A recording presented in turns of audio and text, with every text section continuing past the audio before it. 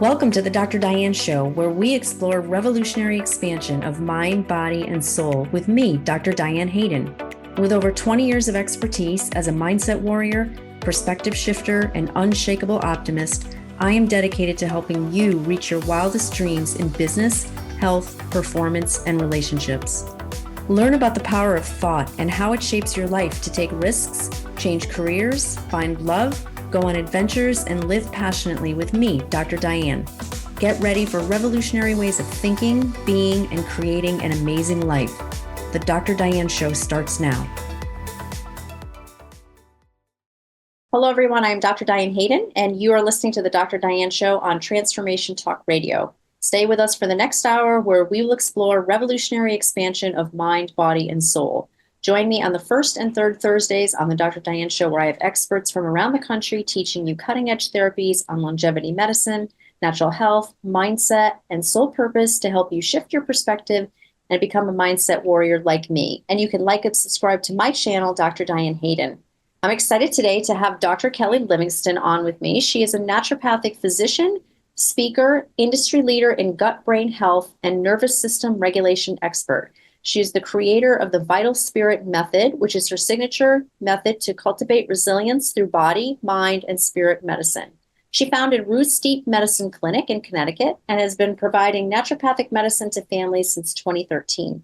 With 12 years in private practice and 20 years of experience in the health and wellness field, her clinical focus is helping women on the verge of perimenopause or menopause recover from chronic and traumatic stress so they can feel strong in their bodies, clear in their minds, and alive in their souls. So welcome, Dr. Kelly. How are you today?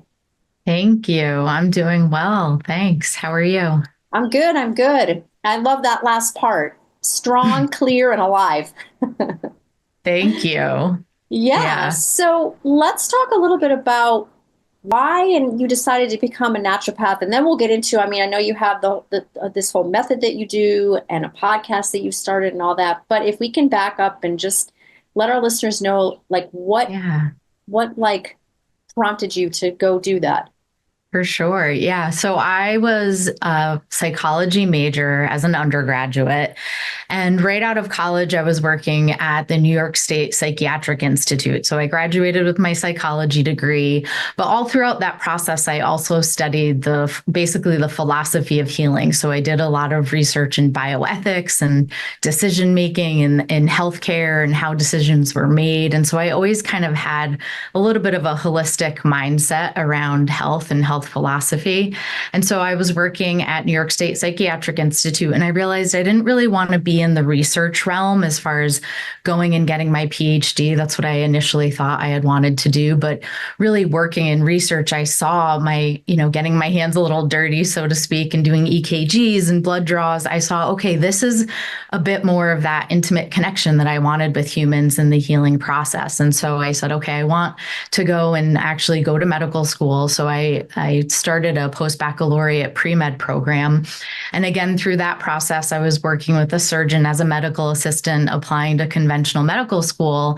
And I still send patients to this surgeon. He was great, but this was probably back in 2008 or so. And I again just realized, okay, not exactly the type of medicine I want to practice.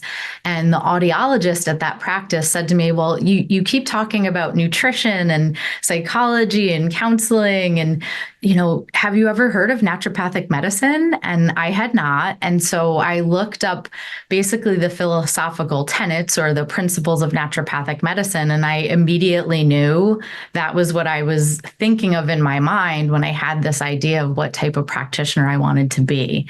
And so very quickly from there, I reached out to the University of Bridgeport and I enrolled as fast as I could, get my transcript over and start the process.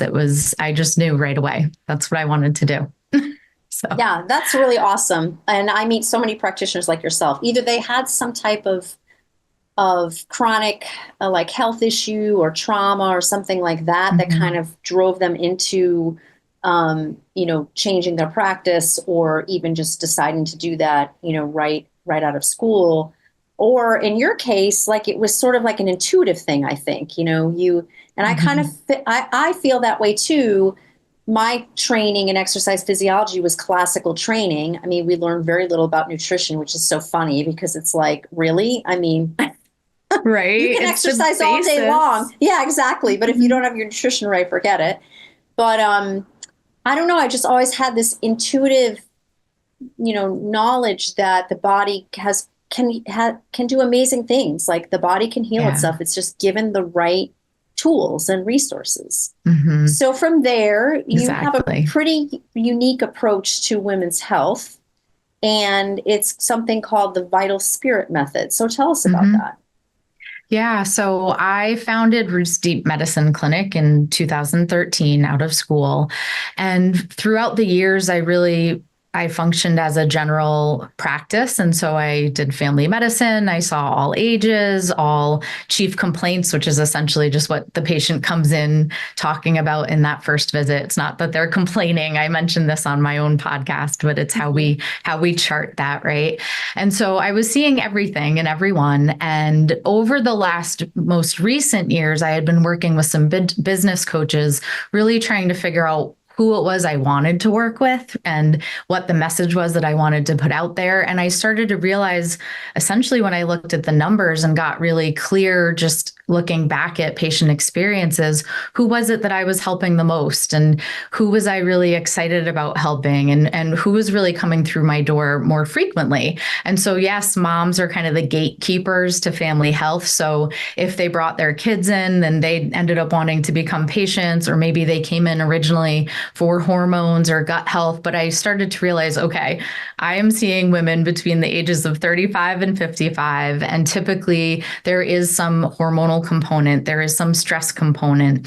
And because naturopathic doctors are so trained in treating the whole person, but utilizing the gut as that kind of first foundational place that we start working, I was having this great success with, chronic gut and gut health conditions. And I started to put together the pieces of the puzzle around, okay, well, if I'm going to work a lot of women through a system essentially and a methodology so that it's not so confusing and we're not, wondering what labs are we running, what supplements are we taking, but we're really going to track over time what's working for the most women, it made sense to start in the gut. And so I started realizing, okay, I'm helping women with nervous system regulation and hormones and this midlife, perimenopausal, menopausal transition, but I'm doing it by starting in essentially one place with everyone. And so I started to write out what that method looked like. And I have so many journals over the years with the content of this and just getting really clear with what is helping, how do we do this, how do I map this out as a roadmap so that it doesn't feel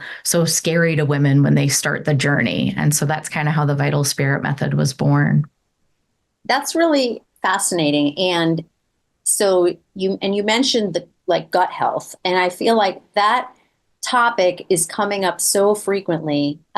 We just did an expert panel on brain health. Actually, I do these expert panels every month with some of my practitioners. We talk about different topics, and there were so many things that went back to gut health, and Mm-hmm. people were just finally learning that it plays such a role in so many things that it's Yeah. brilliant on your end, I think, to start there, because it's more than just, okay, yes, we know that nutrition is so important, and what we put in what we eat, what we put in our mouth is so important. It, lays the foundation for everything else. But what's really take that a step further. And now, how is the whole digestive process Yeah. And handling that? and even further, I was essentially trying to articulate quite a lot into, one sentence as far as what do I do and how do I help women?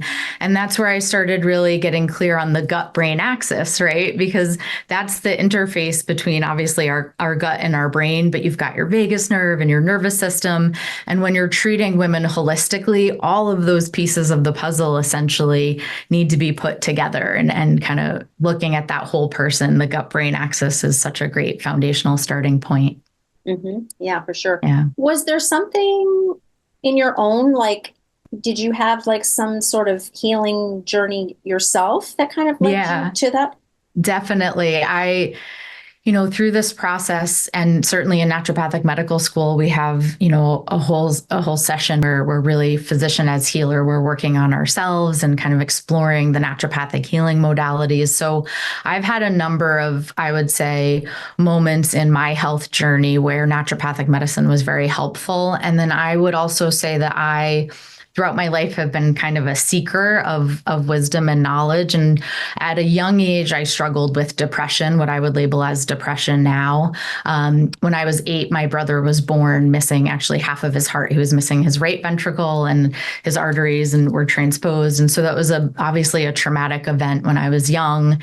And so I've done a lot of work on kind of looking back to how my mental health impacted my journey and kind of how I would prioritize my health or not. And so I do look at my journey through the lens of, okay, how was my nervous system regulated or dysregulated? What role maybe was diet or exercise playing at different parts of my life? So I relate that all to patient journeys as well. And that was an experience that has certainly unfolded throughout my life. I'm 42 now, so going through, perimenopausal transitions myself. So I reflect on, okay, how is this impacting my mental health, and what do I need to change? There certainly are things that weren't working for me anymore, right? So I've prioritized, I would say, my mental health throughout the journey. And then definitely had times in life where I struggled with some hormonal imbalances and some other, I would say probably I would categorize myself as someone who, if I hadn't tamed the autoimmune fire, given family history and some things that have come up on labs before, for me, that would probably be something I was dealing with now. But I definitely practice what I preach. And so, yeah, I learn from my own journey for sure. So if someone wanted to come see you, and you mentioned your clinic, which is Roots Deep Medicine, and then you also have the Vital Spirit method. How do people decide like which direction? Yeah, so the Vital Spirit method is kind of newer in the sense that I wasn't always labeling how I worked with patients in that way. And as I said, I kind of figured out throughout the years that it helped patients to see visually kind of a roadmap for, okay, what are we working on? Why are we working on it? Now there's so much research backing, for example, gut-brain axis research into mental health. So it's easy for me to kind of show a patient, okay, we're going to start on the gut-brain axis. Well, what does that mean? We're going to recognize and remove inflammatory triggers. We're going to figure out how to make the foundation of what you're eating and how you're moving your body so that it creates this kind of healing environment, right? Because in naturopathic medicine, we believe in the body's innate ability to heal. So it really made sense to me to start, again, kind of articulating that and calling it something. And the Vital Spirit method was born. And so when a woman comes to work with me and they're in midlife, perimenopause, or menopause, I present this Vital Spirit method to them as essentially the pillars that we worked through over time in our journey together. Now, Roots Deep Medicine Clinic is, and we're gonna find out more. We got to jump to a quick break, but we're gonna find out more about Roots Deep when you come back. You're listening to the Dr. Diane Show with me, Dr. Diane Hayden.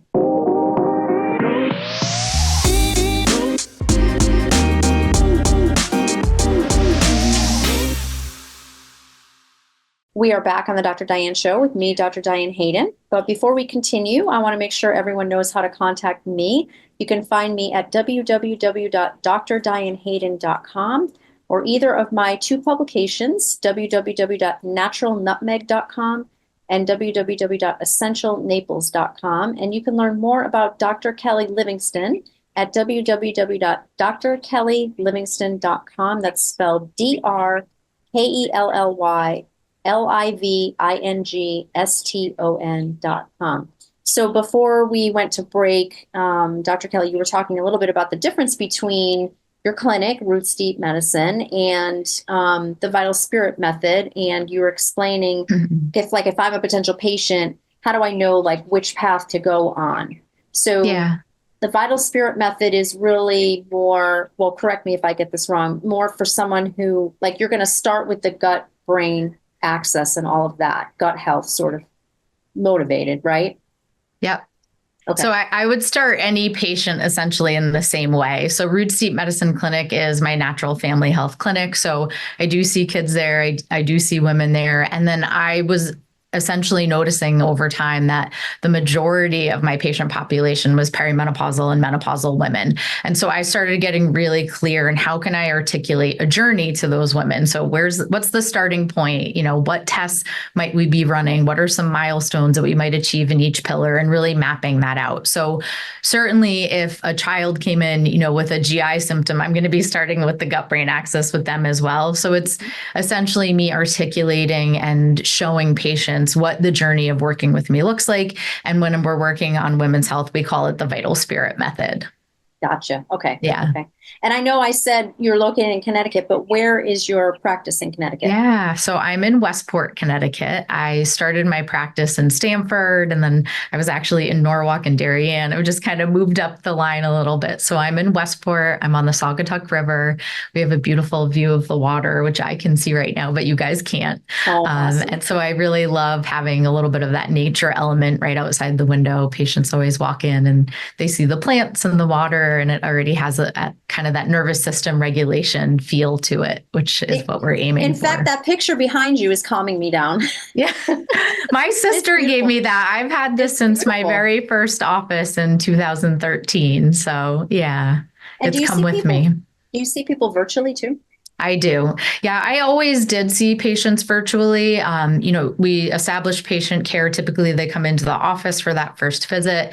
And then I always used an EMR platform for patients for my electronic medical records, and it had built-in video. And so a lot of patients have busy lives. And I always say to patients, I don't want our therapeutic relationship to be more stressful. So whatever is the easiest, if we're going over labs, I screen share with them on the video. So I've kind of always done that. And then during COVID, people got used to it. So yeah, that's part of the practice for sure.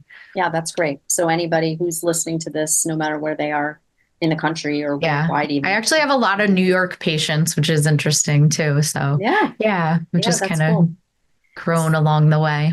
So you mentioned something before that kind of stuck out to me, nervous system regulation, or maybe it's dysregulation if it's not functioning correctly. So how would someone know, I suppose, if it's not regulated or there's some dysfunction there?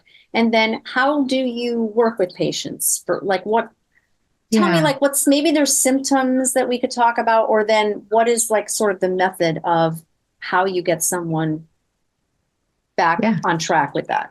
All great questions. I have a few podcast episodes on this as well. So essentially, you can think about your nervous system, and your autonomic nervous system is really that automatic control. So I talk a lot about the vagus nerve, for example, where you're not really thinking about your heart rate. You're not really thinking about breathing throughout the day, right? You have this autonomic nervous system that's just kind of controlling your bodily functions. And then most people have heard about sympathetic nervous system. So that's your fight or flight. So that's when you're triggered or activated. So some signs maybe that you're in that sympathetic state might be your heart's beating a little faster, or you're shallow breathing in your chest. Maybe you're sweating. You might feel anxious. That's kind of that sign that you're activated. We think about that as like running from the bear or fighting the bear, right? And then most people have also heard of the counter to that, which is your parasympathetic rest and digest or calming nervous system. So some signs that you're able to get into that. And the vagus nerve is the nerve that actually kind of acts like the brakes and helps you get into that parasympathetic calming. Some signs that you're able to would be you sleep well, your digestion's great. So you can imagine signs that you need some, regulation or help with parasympathetic would be insomnia, not sleeping well, anxiety, sometimes constipation, or even, IBS can be related to nervous system regulation or vagal tone. So there can be a lot of different signs of that. And I would say that, as naturopathic physicians, again, we're trying to get the body into this healing state. I was finding, especially in the area of the country that I work, that there are a lot of, stressed out humans coming in, and they were definitely not easily getting into that healing state. And so the parasympathetic is when your body's healing. So if you're constantly in that triggered fight or flight, go, even positive stressors, right, can be activating, well, then you're not getting into that healing state. So with patients who maybe weren't improving, and I thought, well, we've done, RID protocols, we've worked on dysbiosis, we've detoxed, we've done all the things. What's holding this patient back? It was typically that their nervous system wasn't getting into that healing state. And those are some signs of it that I just mentioned. Yeah. And how you know that, honestly, is you're not sleeping well, you have Mm-hmm. digestive issues. And some people, like know that they're stressed. Some people don't even know it, but a lot of people I think can feel that, Right. that they're under stress, not good stress, negative Right. stress. And so with the vital spirit method or with any patient, when I'm starting from step one, I'm assessing, okay, what role is the gut brain axis playing here? Is this the nervous system? Is this more a gut health issue? Is this anxiety that's more thought based? So I'm really kind of trying to tease out what's going on a physical level and then what is more involved with the nervous system essentially. And then I move on to assess things like HPA axis function and stress response. So you can both use labs to assess what level of dysfunction, or dysregulation the nervous state might be in, but you can also do that with a really good intake, with observing that patient, with asking a history around chronic stress or traumatic stress. So there are a lot of ways where you can kind of gather information around what role the nervous system is playing for that patient. And that's really all part of the process throughout the vital spirit method. And then giving patients tools and kind of daily life habits, right, that can help them get into a more regulated state and kind of thinking through decisions around food, decisions around sleep and hydration. And in our practice, we call them the seeds of health. And how can each of those seeds of health, when you water them, contribute to a regulation or a parasympathetic healing state versus a dysregulated state? So most simple example, right, would be like hydration. So if you're dehydrated, that's not going to help you feel regulated in your nervous system. Very simple one, but a good one, I think. Yeah, that or electrolyte deficiency, For possibly, sure. low blood sugar, or just a lot of Mm-hmm. fluctuations in blood sugar. What's Absolutely. interesting, I am hearing a lot of interesting enough just from people that I know, friends, both more so women, but men as well, is a lot of people dealing with, and probably in later, like menopause type time of life, but dealing with like arrhythmias or PVCs or things like Mm-hmm. that. And it's curious to me because I feel like, wow, I'm hearing like a lot of people talking about that now. I don't know if that's something you see or have seen coming into your practice, but Yeah, and that certainly can be a sign of dehydration, right? Or some mineral imbalance, electrolyte imbalance. I run a lot of micronutrient panels on patients, and sometimes that will, uncover an imbalance or nutrient deficiency when we do that.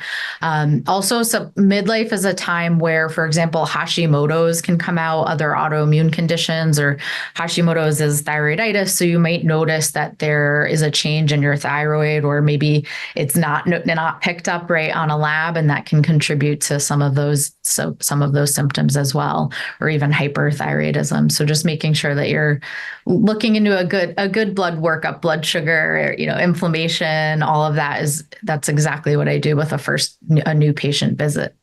mhm. Yeah, all good. So you mentioned that you recently launched the Vital Spirit podcast. That's Yeah. awesome. Yeah, what inspired you to start that?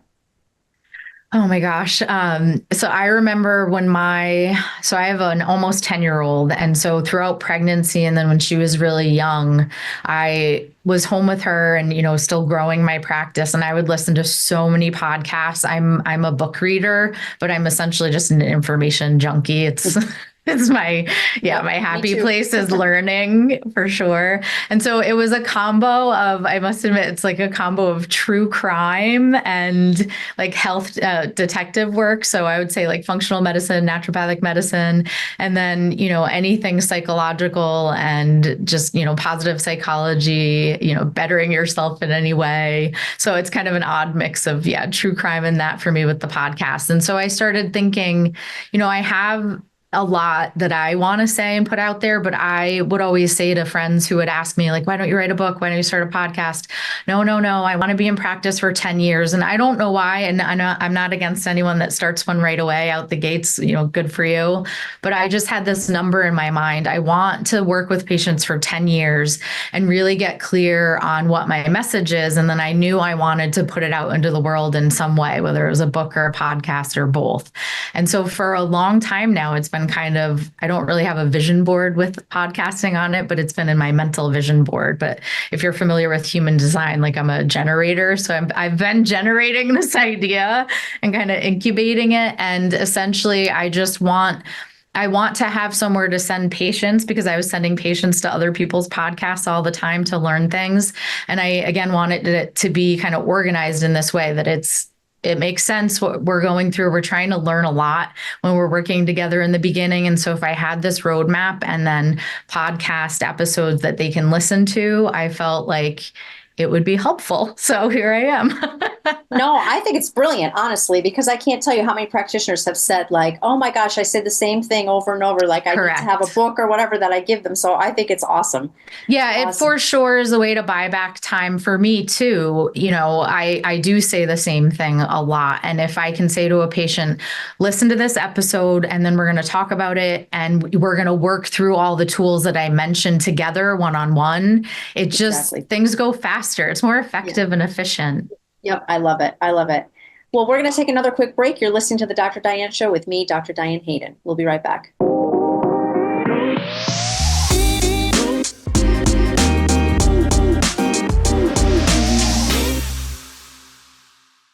We're back on the Dr. Diane Show with me, Dr. Diane Hayden, and I am talking today with Dr. Kelly Livingston. You can learn more about her at www.drkellylivingston.com. That's spelled DrKellylivingSton.com. And she also has another website for her clinic, which is rootsdeepmedicine.com. So welcome back, Dr. Kelly. We were just chatting a little bit about your podcast. I think it's, like I said, it's a great idea because people, Thank you. your patients and even people who are maybe thinking about working with you now can go hear you talk about all these different topics, and they can start learning and kind of, prepare themselves for working with you. Yeah, exactly. You chew off a lot when you are a holistic healer because it's mind, it's body, it's spirit. What does that even mean? So yeah, hopefully it helps people become familiar with my practice and myself. Yeah. Yeah, for sure. So, and your work centers around that, a mind, body, spirit approach to healing. Yeah. And especially for women that are going through perimenopause or menopause. So I wanted to talk about just what you see as far as misconceptions about that transition, because I think there's a lot of them. Like, I've even heard my friends say, like, all of my friends most of them are in menopause, or at least like the beginning stages of it. And they all kind of have this attitude like, well, I'm going to gain weight, it's inevitable, or, this is going to happen, or that's going to happen, or I'm not going to feel great. Like they all have these ideas of what happens with aging. And here I am. I'm like, no, that doesn't happen. Stop. And it's like, I can't get it through their heads. Like, I don't know, like if that was just something, and granted, I do understand that it's different for everyone. Some people go through menopause very easily with not a lot of issues, and other people have the worst time. So it's not like we're saying, everybody's it should be this easy. Just take these steps. I totally get that. But I think that everyone's journey is unique for sure. We have to flip our mindset about it, though, because everyone thinks like, oh, this is what's going to happen. Maybe something their mother told them or their grandmother told them, or just our society tells them. So what do you see are some of the biggest misconceptions? Yeah, I get fired up about this on one of the newer episodes of the podcast. I'm kind of feeling out my listeners, like, how feisty can I get about this topic? I love it. But yes, I agree. I do find that we get hyper fixated and focused on the physical symptoms, and they do tend to have this negative narrative. And part of that episode was really around, okay, number one, it doesn't always have to be that way. There are a lot of things that can be done to prep your body for this. And number two, instead of being so focused on the physical, because again, there is a lot to do to alleviate those symptoms, right? So the journey doesn't have to be so negative. But then in addition to that, it is this initiation. It is, and we're not taught this. We're not, in women's circles anymore. Well, not a lot of women, some are, right? But learning Yep. from our elders about this being an initiation and like this being a rebirth or when you come back to yourself. And I know I haven't gone through actual menopause, which is really just one day, right? It's when you've gone a year without your period. It's that one day and then you're Right. postmenopausal. But I'm in the, starts of perimenopause. And this is really just from my experience watching women who many have taken this to be a positive transformation and to prioritize themselves and say, I'm going to get healthy right now. And I'm going to track my blood sugar. I'm going to do that exercise that I didn't prioritize before because I was taking care of all the kids. And like, it can actually be this positive transformation. And I'm going to, go deep into my soul work and figure out what it is that I want. And I've seen it be beautiful. And, women feel like it has to be this negative thing if they're accepting that programming and that story. And so I try to talk a lot about how no, it does not need to be. And I've seen it be a transformational time in a positive direction. It's also a time where I honestly feel like chronic and or traumatic stress has built up. And so if I have a woman come in and I create a safe environment for them and we look at their labs and we rule other things out and we have these honest conversations around the role that stress maybe has been playing, it is a time where women have these aha moments of, okay, this is something I really have to get serious about. Like my body is telling me this and I'm going to start listening. And so I think that that can be really beautiful. And the outcome is, longevity, it's better health outcomes later on down the line, less cardiovascular risk, better bone density, all the things that, we want to have happen as we go through menopause anyway. I also think there's a lot of misinformation in that women don't realize that some of the symptoms they're starting to experience, whether it be the sleep disruptions that are some of the first signs of progesterone dropping, for example, during that phase, or the brain fog or the irritability. Like sometimes they're told, oh, no, that's just getting old, or it's all in your head, or here's an antidepressant, or here's a birth control for your period changing. But the reality is, no, that's perimenopause. And there are other things that we can optimize or rule out or look at. And then there are things we can do to support your hormones during that transition. It doesn't even have to be these negative symptoms. So yeah, I could keep going. Right. I get very excited about it. I'm sure you do. I'll tell you, it's funny. So I could not, this is, people are probably going to be like, oh, she's nuts. I could not wait to get to this time of life because I was sick of having a period every month. Like, I never wanted children for whatever reason. I don't know. I was more like, I was an only child, and I am an only child. And I grew up with like a lot of surrounded by a lot of old people, not like a lot of kids. So I'm very comfortable with like older people, seniors, and all that kind of thing. Not that I'm not comfortable with kids, but I just never kind of had that, I don't know, mothering instinct or whatever. I was like more going to be about a career. So I Yeah. saw absolutely like no need for menstruation at all. And I'm like, please, can I be done with this? I can't wait for menopause. People Yeah. would laugh. My friends would be like, you're crazy. Do you know what happens? But that was my mindset. Like, I was like, it's going to be great. And so have I had like hot flashes and things like that? And what changes? Of course, everybody does. But I think it's Mhm. been easier for me because of my mindset about it. Like, I'm going into this looking forward to here's the good side of it, right? Like, I'm not Yeah. focused on what all those negative things might be. Yeah, exactly. I love that. So hopefully some of our listeners can jump on that bandwagon. Yes, let's look forward to it. There are some positives. Yeah, absolutely. I've seen them. And yeah, that was part of my motivation, for in doing the podcast is that I think more women need to hear that message and that there's a lot to do, right? And it doesn't have to be negative. And then even what's going on, right? Like what's going on with our hormones, with our body. And if we haven't paid attention before, now's the time to pay attention. Yeah, Yeah. for sure, for sure. So I want to make sure we talk about, you have a free webinar I do. where people can learn the foundational steps to reclaiming energy, balancing their hormones, healing their gut. Yeah. People can find that at your website, right? drkellylivingston.com. Yes. Yeah. Okay. And what's like some of the takeaways? What will listeners walk away with if they go and So watch I that? I do walk you through the vital spirit method and explain in more detail what each pillar is so that patients kind of know what they're getting into and what my approach is. And then I do talk about how there are so many answers beyond being handed a pill. And there's a time and a place. And then I think it's episode 1 and 2 of my podcast, I walk you through the therapeutic order. So we're not saying that there's not a time or a place when you might utilize a pill, but there are so many other options and foundational healing tools that you can be doing every single day. A lot of them are free. So I talk about that in the webinar too. Like there are things you can do at home that are really easy and will make a profound difference in your health. And I do, again, talk about the nervous system and really kind of walk you through what it looks like to go on the vital spirit method journey.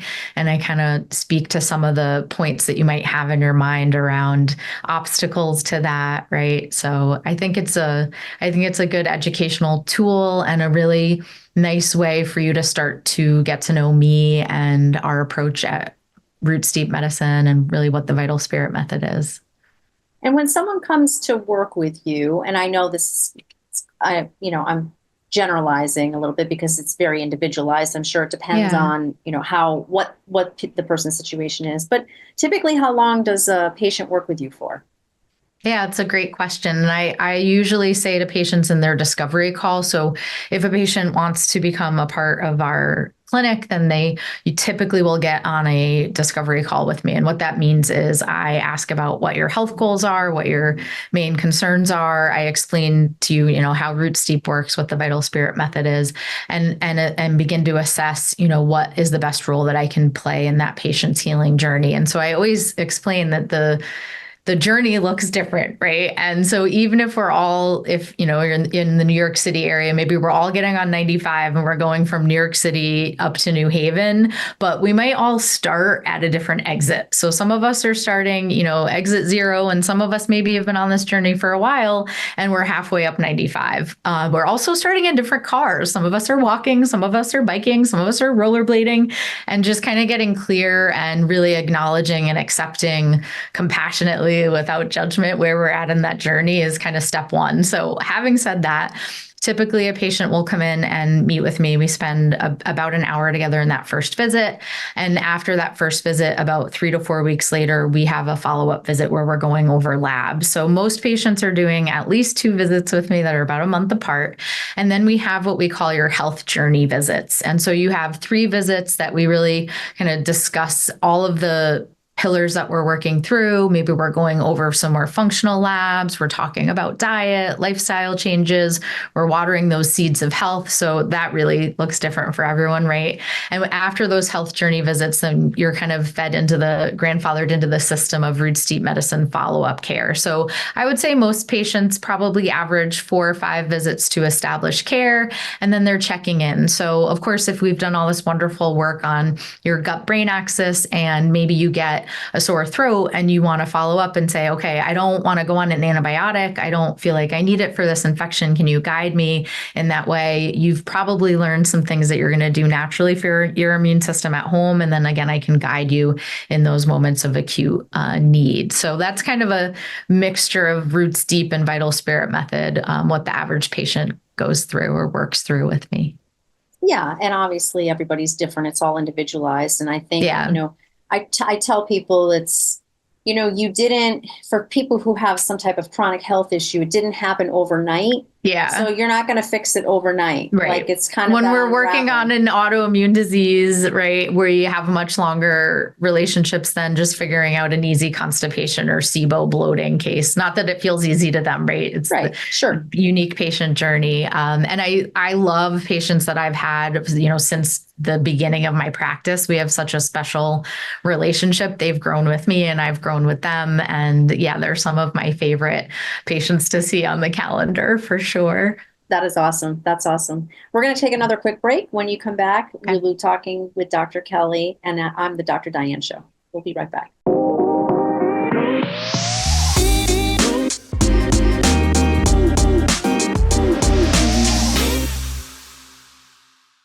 back on the Dr. Diane Show with me, Dr. Diane Hayden. You can learn more about me at www.drdianehayden.com. And I'm talking today with Dr. Kelly Livingston. She's a naturopathic physician and founder of the Vital Spirit Method. And you can learn more about her at www.drkellylivingston.com. That's spelled DrKellylIvingston.com. So one of the things I wanted to talk about during this last segment with you is you talk a lot about how we can reclaim our health by returning to the body's innate wisdom. Mm-hmm. So just explain a little bit about like what does that mean to you? How does it show up in your work? Yeah. So again, a lot of my work is really founded in, true naturopathic medicine and the naturopathic principles and the therapeutic order. And so I've seen time and time again now clinically that the body has this innate wisdom. It has this innate ability to heal, right? And we have to give it the tools and we have to remove obstacles to cure, we call them. However, I think of that also a little bit separately, although I think it's the same innate wisdom that you're kind of tapping into and listening for or communicating with, that gut instinct. It's a little bit different because when patients are dysregulated, for example, and they're not getting into that healing state, it's a lot harder for them to hear, hits from the nervous system of a gut instinct, a yes or a no to a situation. It's, if a patient is struggling with IBS or bloating or diarrhea, right, they're not necessarily knowing like, oh, that gut instinct was, I should be saying yes to that situation or no. It's that really true innate inner knowing. And so I find that as we clear physical root causes, and that might be something like a thyroid issue or anemia, or working on removing food allergies that were triggering IBS, it's a lot easier for patients to get into that calming rest and digest state that is really the foundation for kind of tapping into that innate inner wisdom and inner knowing. So I'm giving simple examples of a gut instinct because I think most people can kind of understand what that feels like, but that's essentially that innate healing power that we're trying to stimulate and turn on as naturopathic physicians. That's so interesting because I bet, like, as you were just saying that, I'm like, I never really thought about the connection between, having either nervous system dysregulation or a gut issue, let's say, and my intuitive ability, I guess, like you're saying, like that gut instinct. And it's funny because if I look back at times in my life where I was struggling with a decision and I really just like I really just don't know which way to go with this, I would have to think about it. I'm going to think about it for sure. Like, was I struggling with insomnia then? Or was I having some gut issues or something? Because I don't think I've ever put two and two together like that. And it's like, duh. Yeah. Yeah. And it's funny. I forget what episode, I think maybe episode 6, I talk about this because I'm talking about the vagus nerve, but my dad had a stroke about 4 or 5 years ago. And I was going down the rabbit hole of like nervous system healing and nervous system regulation and like anatomy, where his stroke was, like so many different things. Right. And I was working with a few patients who just weren't improving with their gut health in ways that I would have expected. And that's when I got certified in the Safe and Sound protocol and heart math for trauma. And I was really diving into polyvagal theory and understanding nervous system states. And the chronic GI patients were the ones that I started really putting it together. Like, well, duh, they're not getting into a healing state. That's like naturopathic medicine 101. But sometimes we get distracted by like changing diet and all the things. And it sometimes is just this foundational piece. Well, that person is chronically dysregulated. And when you remove that obstacle, they didn't even, maybe need the restricted diet or, obviously sometimes we use therapeutic diets, but it's a great example of the role the nervous system plays. Yeah. And likewise for people who are, struggling with that or feeling burned out or disconnected with their health, maybe during midlife, or I think it could be like any point in their life. Like, what's the first step that you recommend for people to take? I think the best step is really even just understanding that the nervous system plays a role. And so even if you Google the polyvagal ladder or polyvagal theory, I have some posts on Instagram about this too, but just knowing what nervous system state you're in. So that's, the one of the first things I do in my group program modules or in the Vital Spirit method when I'm walking patients through, officially is recognizing what nervous system state they're in. Because to your point, there's also, we talked about that sympathetic fight or flight, right? There's also ventral vagal, which is socially engaged and safe. That's kind of like where you all want to live. Everyone wants to live and feel safe and joy and compassion and all of that. But then there's also dorsal vagal shutdown. So some patients, remember when I'm talking about kind of teasing out, is this a nervous system? Is this gut brain? Is this physical root cause? Is this mind body?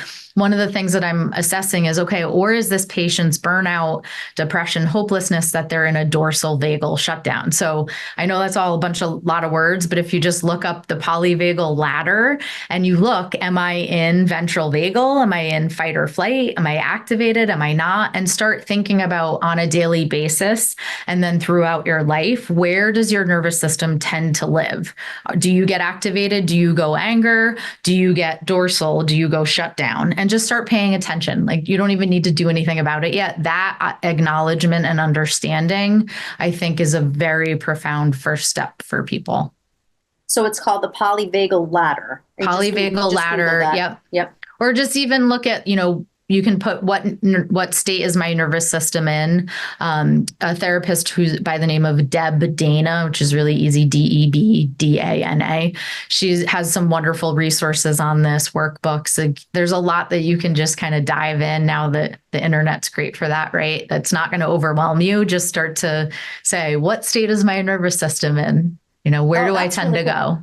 Yeah. And is it like a questionnaire or is it like no, it's just an image. It's just a diagram. And most people, when you look at it, you're going to be able to say to yourself, oh yeah, that's where I go. Right. Or, that's where my husband or my wife or my kid goes. Right. Yeah. You'll start to notice like we have patterns and it's not that you're ever going to always be in, the state we want to be in. It's about having flexibility and adaptability to move through. Like that's true resilience. And to, kind of wrap it up in a nice little bow, when women are going through midlife, if they've been dysregulated chronically, so say high cortisol, or maybe they are in that, that dorsal vagal, shutdown state, a lot of times things that we think are going to be fixed by taking a hormone, which again, there's a time and a place, it's more a nervous system dysregulation state, or it's the nervous system that's impacting the bowels. So we're not pooping. So we're reabsorbing our estrogen. And then we have these hormonal symptoms. So if you start with the nervous system and you start with the gut brain axis, which is the foundation of health, and you kind of work out from there, sometimes it's not even a hormone issue at all. Or if it is, you can start working on it that way. That's got to be the one takeaway from the show. I swear, no, because like so many people think they have to go on hormones, like they have all these symptoms and they're like, oh, it's menopause. I need to go on bioidentical hormones or whatever they're going to do. Like, I have friends on estrogen patch and all that. Which I will advise on using. Yes. But there's so many foundational pieces, that your HPA axis and your stress response in particular impacts pregnenolone, which is your prohormone. It's your kind of mother hormone precursor to all your other sex hormones. So that direct, physiological link right there is enough for every woman to start to pay attention to their nervous system as a foundational piece of the puzzle. Yeah, for sure. For sure. And there might be things that you would recommend they do that, they don't even need hormones. Mm-hmm.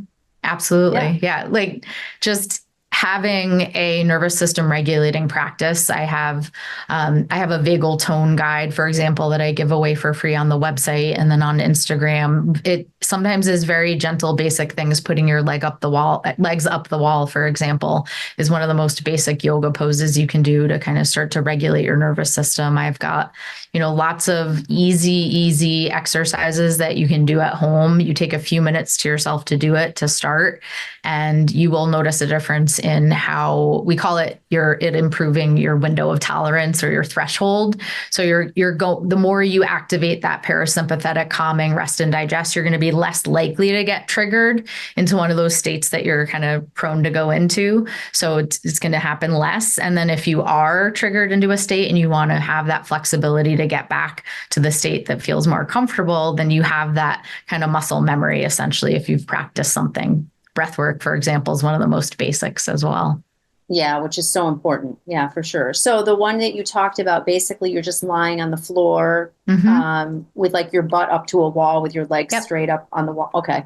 Yep. And just lay there. And the first minute you'll notice, especially if you do work on a computer, you'll just notice that your body is starting to relax and fall into the floor and just breathe. You don't need to do, anything else other than that, and just start to feel more regulated. So that's so simple. Anyone can do it. So, yeah. Yeah, for sure. And the other exercises, was that something people can find on your website or?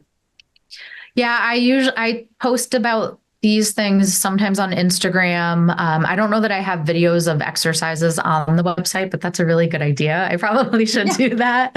People would find that helpful, but I do have quite a few on Instagram. Throughout the last couple of years, I finally got committed to having a presence there. Again, just because I feel like there's not all this information out there for women, and they're often sitting there in their 40s, late 30s, early 40s, late 40s, early 50s, wondering, is it my hormones? Is it all in my head? Am I depressed? What's happening? And I just wanted to be, a beacon of some knowledge. Oh my God. You have absolutely been that, like a huge beacon for sure. So I love what you're doing. I think there's been like a lot of amazing takeaways today, like a lot of things we talked about that I didn't know about. So I'm guessing a lot of our listeners didn't either. So thank you for all of that for sure. And you're welcome. People can find you at www.drkellylivingston.com or rootsdeepmedicine.com. And then also they can find your podcast, the Vital Spirit Podcast. So I hope a lot of people will be jumping over there and listening in on that for sure. And again, I want to thank you so much for all the great information. You are so welcome. Thank you for having me. Of course, of course. And I want to thank all of you for tuning into the Dr. Diane Show. Please join me the first and third Thursdays at 11 a.m. Eastern, 8 a.m. Pacific, where I have experts from around the country teaching you cutting-edge therapies on longevity medicine, natural health, mindset, and soul purpose to help you shift your perspective and become a mindset warrior like me. Please like and subscribe to my channel, Dr. Diane Hayden. See you back here next time. Thank you for tuning into the Dr. Diane Show, revolutionary expansion of mind, body, and soul with me, Dr. Diane Hayden. Tune in every Thursday at 8 a.m. Pacific, 11 a.m. Eastern on transformationtalkradio.com. Center your thoughts on what you want and shut the door on every suggestion of fear, worry, or lack from your own consciousness or the consciousness around you. Once you master that, everything is possible. To learn more about me, Dr. Diane, and receive a free digital subscription of my magazine, visit naturalnutmeg.com.